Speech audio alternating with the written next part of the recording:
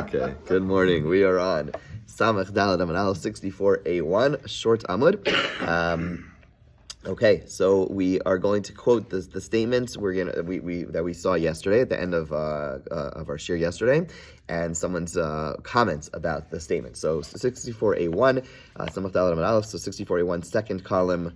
Middle of the second column. So Gufa, we previously cited the following. Amar Yehuda Amar Shmuel. Yehuda said in the name of Shmuel, Afilu schiro v'afilu lekito nosin eruva v'dayo. That an employee or a farmhand is allowed to give his share in the eruv, and that is sufficient, right? So this was the case where you have a non-Jew living in a courtyard. In order to so normally you'd have to ask the non-Jew to sell his rights, but another way of doing so, we saw from the name of Rabbi Yehuda in the name of Shmuel, that if he has an employee or a farmhand that goes ahead and gives his rights, meaning the farmhand gives his own rights, then that is sufficient, and therefore you are able to make an eruv in that place, because that is enough for the non-Jew's rights to be waived. Okay, Amar Rav Nachman. Rav Nachman heard this and said, Kama Malya Hashmaita. This statement is excellent. Okay, he weighed in, he gave it 5 stars, he said amazing, great.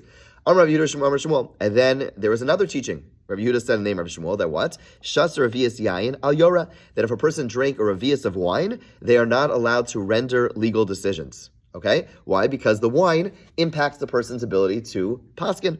Amar Rav Nachman. Rav Nachman heard this and said, Lo malya hashmaita. This teaching is not a good teaching. Okay? So here he criticizes. Why? Da'ana kol kama delosha sina reviyasa dechamra. Until I drink a reviyas of wine, lo tzila datai, my mind is not clear enough to be able to render decisions. Okay, now I want to just mention, so 2 things. We'll come back to his denigration of the psak. It is worth noting, wine was what they drank. Right? In other words, like, we drink coffee to wake up in the morning. They drank wine. I mean, they had wine and they had water. It was actually quite strong wine. They're actually trying right now to get because they've been able to find like old vineyards, et cetera, they're trying to recreate some of the same wines that they had back in the day, which was much more potent and whatever it is. But the point is, okay, he says, no, I need some level of wine in order to have a clear mind. Again, I don't think he was an alcoholic. This is just like, okay, this is how they got up. This is what he did. Okay. Explain to me how the wine was more potent. I don't understand it either, to be honest with you. I mean, we know how much alcohol is going to end up in wine. Yes. How do you end up with more potent wine? I don't understand it. I don't know. I frankly don't understand it. I mean, we know practically that whatever they made, they had to drink. The whole we saw this already earlier. They mixed a quarter. They diluted it because of. I don't understand it. I don't. We're in the same bottle. Yeah, but apparently it's a thing. I was just speaking to someone who's like actually somewhat knowledgeable about wine. It was like, yeah. Who's like telling this whole thing out there. They're trying to, they're recreating the stuff, and it's gonna be much more potent because we know that their wine is more potent. I have no idea. I have no idea what that means. But I mean, yeah. Okay, 64A2. Amrle Rava says Rava. My time Amar Marhachi. Why did you, Rav Nachman, say this? In other words, he wasn't wrong. He wasn't disagreeing with him about the fact that Rav Nachman needed a revius of wine in order to have a clear head. Okay, but why did he speak this way? Amar Rav Acha Bar Chanina. My dechsev veroa zonos ya'abed hon. Okay, so what does it mean? The pasuk in Mishlei says that a person who veroa, like from the word rea, like friend, a person who befriends zonos, prostitutes, will lose his wealth. Right? That's the simple understanding. However, the way that Rav Acha Bar Chanina interprets this pasuk is the veroa zo. He splits the word zonos, but prostitutes, into 2 words, and you'll see how he reads it. Kol omer shmua zo na'eh. That it's someone who says that this teaching is beautiful. Vizo eina na'eh, and this one is not beautiful, right? You see what he just did there? Zonos, he splits into 2 words. It's a homiletic interpretation. Instead of zonos, when you prostitute, he's using zona, so he reads it as zo na'eh. So a person who says, this teaching is nice, this teaching is not nice, then ma'abed honesh al Torah diminishes the honor of the Torah. In other words, Rashi interprets this to mean that even if a person goes ahead and says, this teaching is nice, right? Some people, when you tell them like, oh, the food was delicious, oh, this looks great. That means other time it didn't look great. So Rashi interprets it that way. Rashi says if you say something is good, Implication is every time other times it's not good. So Rashi has a very strict interpretation of this, but the truth is the simple read of the Gemara is that that's okay. And this is the way the Marsha and others learn it, that if I say this is nice and this is not nice, that's the problem. In other words, that's what Nachman did. He said, this teaching is nice, this teaching is not nice. How can you do that? Okay, sometimes we struggle to understand teaching. Sometimes we struggle to apply teachings. But to go ahead and start, giving our own personal star 5 or 3 or 2 or 1 star rating, it's pasnish, and doing so, it diminishes the honor of the Torah. Things that are Rabbanan? Yeah, of course. More so things that are Rabbanan. We're much more sensitive to Rabbanan because throughout Chazal, we see throughout the Gemara, we see we're much more sensitive how we interpret them because they need our propping up. In other words, there's more of a concern that we're going to go ahead and diminish it, and because of that, people say, "Oh, it's muksa. Muksa's Rabbanan." Okay, fine. I'm not going to do muksa. Not going to do muksa. Right? I mean that could easily happen if we denigrate Rabbanans, right? Because then people, whereas Doraisa, you're right, naturally much more inclined. But the bottom line is that to go ahead and start giving our analysis teachings is inappropriate and it diminishes the honor. So what did Rav Nachman say? Amr le hadribi. Rav Nachman says, you're right. I regret what I said. I should not be speaking that way. Okay? So Rav Nachman may have felt that way, but to go ahead and start giving our stamp of approval or stamp of disapproval on different teachings of Gemara, it's not appropriate to do so. Okay? Fine. Now the Gemara has to discuss what level of drinking is actually usher. So Amar Rabba Barahuna Shasui Al Yispalel, a person who drank wine should not daven. V'mispal tfilas tefila. However, if he did daven, his prayers, his tfilos are valid. Shikr al yispal. Someone who's intoxicated should not daven. V'mispalel tfilaso to'eva. And if the person did so, the tfilos are an abomination. Okay, now we have to define what is drinking and what is intoxication. So hechi dami shasui, vechi dami shikr. What is the definition of someone who drank, and what is the definition of someone who is intoxicated? So the Gemara says, use the story to explain. Kiha, de Rabbi Abba bar Shumni v'Menashia bar Yirmiyah migifti. Okay, these two Amoraim. Havu kam miftare mehadadi amavra nahar yofti. They were leaving one another on this bridge. Amru, they said, Kolchan minan lema milsa delo shmiel lechavre. Let each one say something that has never been heard. Okay, each one teach, like they said, let's each teach each other something that has never been heard. Da'amar Mari bar Rav Huna, lo yipater adam echavero el mitoch dvar halacha, shemitoch kach zochro. Okay, so there is this statement, and people are very makbid about this, that when you leave someone, you should teach them some Torah, teach them some novel Torah, because in doing so, it ensures that they are remembered. Okay, but there's deeper understandings of this, but the point is that the relationship should be one that revolves around Torah teaching, and therefore, when you leave a person, not like every single time, but if you're gonna you're with someone, for a while, and they're leaving you. So you're going away. You're going out. Like I was just my brother in Israel. So when he left, he smoothly just put in there. I want to tell you, I just heard something, and he shared some unique Dvar Torah or whatever it was. You leave with Divrei Torah, right? It's intrinsically meaningful. It also ensures that our relationship revolves around Torah. Famously, where do we see them? What's the most famous example of this? Sorry? What's the song? What is the song? What's the song? I'll think of it. Okay, I'm not familiar. Yaakov and Yosef, right? Yaakov and Yosef, right? And the Gemara says that this teaching really stuck with Yosef. We know that the Chazal say that they were learning about whatever they were learning a specific passage. But the point is that we know very specifically Yosef remembers his father, not just remembers him, but his memory comes back to, I'm not going to say haunt him, but inspire him to do what's right? So there's a lot of value in doing so. So bottom line is we have the story, and in the story we learn this important halacha that when a person departs from someone else, it's beautiful, it's important to teach a word of Torah on the way out. Pasach. So now, what do they actually teach? Pasachad va'amar. One of them began talking and said, Hechi dami shasui. What is the definition of someone who drank? Ve'echi dami shikr. What is the definition of someone who's intoxicated? Shasui kol sheyachal ledaber lefnei melech. Drinking is someone who's still capable of speaking in front of the king. Okay, so practically speaking for us, imagine speaking in front of the CEO. Would you be able to give a PowerPoint presentation in front of your CEO after you drink this much wine? If you drink that much, you're still allowed to daven, okay?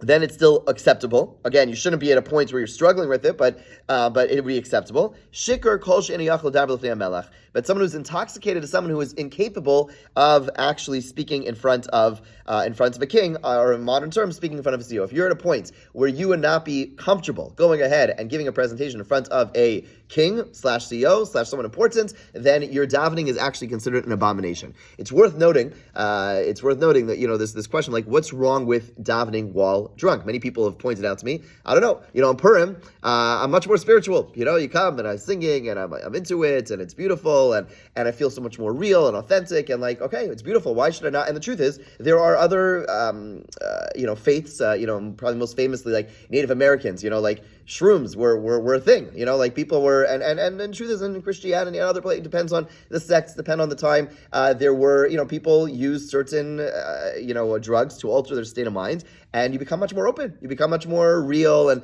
it's much more, quote unquote spiritual. Why is it that it's not allowed? So there's a beautiful idea, by the Ishbitzer, by the Ishbitzer Rebbe, who says that, there are different explanations, but this explanation resonates, and he says that the idea is that when we daven, if you ever go to the Gura to daven, not the one over here, the Gura over there, right? The chazan actually goes down into like a little. Sorry, yeah, okay. He's our neighbor. Don't make okay. Yeah, but seriously, what's it called? The bottom line is that there's a little depression in the ground. Like there's a little it goes low, and the chazan davens from the bottom, and it's based on a Gemara, based on a pasuk. Mimamakim karasich Hashem. We daven from the depths. What does it mean we daven from the depths? So the Mefarshim explain that basically when we daven, we're supposed to recognize the fact that the world is incomplete. We need to come to Hashem from a place of incomplete. It's not to pretend like everything is awesome. Like everything is great, everything is beautiful. No, we come and we say, no, things are broken. Hashem, we need your help to fix this. I need to do my part to fix this. But we need to come at it from a place of reality. When we daven, we're not escaping reality, right? Meaning there are those who come to prayer, and the idea is we're running away from the world. We're running away from the world, and we are saying, no, I'm hiding in spirituality. I'm hiding in God, right? God conceal me. God, cover me, and I'm running away from God. That's not our perspective of tefillah. Our perspective of tefillah is that we're turning to Hashem to fix the world. We're not running away from the world. We're very much cognizant of how broken I am, how broken the world is, because when we daven, our version of spirituality is not to run away from the world. Our version of spirituality is to bridge heaven to earth. That is what we're trying to do, right? For those, the last week's parsha, some understand the whole Nadav and Avihu piece, which, by the way, according to some, they were drinking, right? Nadav and Avihu was drinking, is exactly this. Nadav and Avihu, they are going further and further into the Mishkan. They are running away from the world. They're running away from the people. And you see at the same exact time, Aaron and Moshe, they go into the Mishkan, i.e. they daven, but what do they do immediately? The pasuk says they go in and they turn around, they go back to the people. That's the point. In other words, for us, going to shul is not an escape. For us, davening is not an escape. For us, going to shul, good davening and all that is an engagement with God in order to bring it back to the world, right? So for us to go ahead and be intoxicated when we daven is symbolic of a person who is escaping the world, right? Alcoholism is a form of escapism. It's a form of running away. It's a form of I can't deal with the issues. I need to run away from it. That's not how we deal with life, and it's not how we deal with spirituality. Spirituality is there to help fix the world, not to run away from it. And that's one of the reasons why, and that mimamakim, right? We need to be able to, we daven, when we're in shul, we don't pretend, we don't ignore the world. We have windows, we look out into the world, right? We're very much cognizant of the world. Tefillah, spirituality, Hashem is not an escape. It is an opportunity to bridge the brokenness of the world together with the perfection of Hashem, and to try to facilitate the restructuring that could take place. And that could be one reason why drinking wine is usher while davening. Wine every morning, like we drink coffee. Yeah, again, so they have to drink an appropriate amount. That and that's where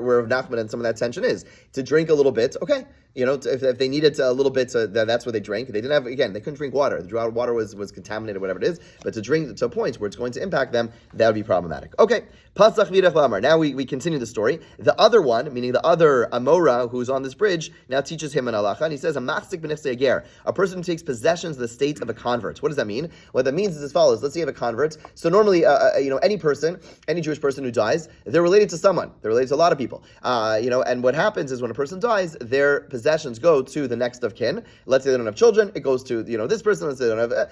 Eventually, every one of us, every person who is born Jewish is going to have relatives. With one exception, that is a convert. A convert, let's say the convert never got married, and the convert, doesn't have children. Then the convert has no family. The convert, because halachically, the family that they had halachically is no longer their family. Meaning their non-Jewish family is not their family, and therefore when a convert dies, right, a lot of halachic ramifications. But when a convert dies, if let's say they didn't get married, they didn't have children, their belongings are hefker, they're ownerless, and basically anyone can come along and take those possessions and acquire them. Okay, so the Gemara says a person who takes possession of the state of a convert. Okay, so let's say you have this convert neighbor next door, and they were a very wealthy convert. They did really well, and they passed away. No family, so you are allowed to go next door and take possession of it. And now all of a sudden, you went from this level of finances, and now you've moved up in the world. So it says the Gemara says this Amora Mayasa v'Iskamu biyadu. What should a person do to ensure that this great windfall remains in his hands? In other words, there's a concern over here. People are going to look at you. People are going to, what do you call it? Ayin hara. It's you've made a substantial jump from from wherever you were to this new level now. Now you've just acquired a whole person's estate. That's a big deal. So you should do something what the Gemara is getting at is you should do something that would be like a counteracting this big windfall. You should do something which is a mitzvah in order to ensure that you are going to have a merit to keep all this wealth, that you don't lose it. Yeah. So it's usher for a ger to give his inheritance to his brother, for example? It's not usher for him to give it. It's not that, but it doesn't naturally go to him. In other words, if you were to write a contract, if you were to write a will that goes ahead, or whatever you have to do in a certain way, and a will that goes ahead, or he writes a document that says, I want to give it to my brother, Sebastian, who is not Jewish, that's fine. You can tell us to do whatever you want. It's your money. But if he dies and he doesn't have a will, then halachically, meaning, by the way, will writing is very important. Halachically, in general, a person has daughters, person has, there are different things where halachically a will play out differently than what a person wants, and therefore writing a will is a very important thing to do. But yeah, if the non-Jew if the convert wants to give it to his non-Jewish friends or neighbor or whatever, that's fine. But if he dies, fine. So Yikach ben Sefer Torah, you should buy a Sefer Torah, right? A Sefer Torah is a big purchase, and doing so is a mitzvah that counteracts the big windfall. No ayin hara will affect him, etc., etc. Amrav Sheshes afilu 64a, 64b, samach dalad beis, afilu bal menichse ishto. Let's say a person gets married and his wife that he marries brings in a substantial amount of wealth, right? You look at the ksuba nowadays, we're kind of like a standard text. Back in the day, they could bring in more goats, they could, whatever it is, they could bring in like much more wealth. So all of a sudden, the person went from X to to this whole new status. So also there, the person goes to this higher status. They should go ahead and do a big mitzvah. Buying a Sefer Torah is an expensive usage of the money. That's a good idea. Ravam rafilu avad iska v'ravach. Even if a person invested and made a big profit, that should be the same thing. Rapapam rafilu matzah metzia. Let's say a person found lost object, great value. All these situations where a person has has a big jump in their wealth, you should go ahead and purchase Sefer Torah with the money. Okay, now Sefer Torah is not cheap. Now that's not everyone's gonna that's if you made much more wealth, that buying a Sefer Torah is actually gonna make sense. If you just made an extra $10,000, which is wonderful, mazel tov, buying a Sefer Torah is not gonna you're not gonna afford it. Correct. Amar of Nachman, nonetheless, don't worry. So Amar of Nachman, yitzmak afilu kasa behu tefillin. Kosba tefillin. Don't worry. You can also buy tefillin. Tefillin are now $1,500 probably now these days. Okay, fine, lower. What's the pasuk that tells us this idea that when a person gets a lot more possessions, then they should go ahead and perform mitzvah them? The pasuk says that when the Jews went to go, the Jews were attacked after Aaron passed away, and they fought back. And before they went to go fight, they said, Shem, when we win this battle, we're going to give a substantial amount to tzedakah. Tzedakah at that time meant giving it to the Mishkan, to the Mishkan's treasury. But the point is that they went ahead and they acquired all this great wealth because they conquered this nation, but they didn't keep it all for themselves. They made sure to give not just 10%, but a big gift, right? So when we have a big windfall, don't just give 10%. Again, if you're able to at the time, you should give a much bigger amount, and that ensures the stability of it. Okay, so let's just read one more line, and we'll analyze the line tomorrow. Derech mil v'shena kol shehu mifigen es yayin. So Rambam Rama says that if a person is drunk, they want to daven, they want to, they want the wine to go away from impact them. You should either walk a mile, or sleep for a little bit. Right? Do one of those things, and it's going to dissipate the effect of the wine. Amar Nachman, Amar Rav Hua, Lo Shana L'Shasa K'dei Ravias. That's only a person who drank like a Ravias, and it impacts them a little bit. Aval Shasa Yoser Ravias, but if a person drank more than Ravias, Kol Shekain Shederech Torato V'Shena Meshakarto, then actually walking is going to actually disturb the person even more, or sleeping. Let's say a person drank a lot, and then they go to sleep, and then you wake them up a little while later, they're even more disoriented, right? And so he says the same thing is true for sleeping. The Gemara is going to analyze this tomorrow. Have a great day. What do you do with things that are in the Gemara that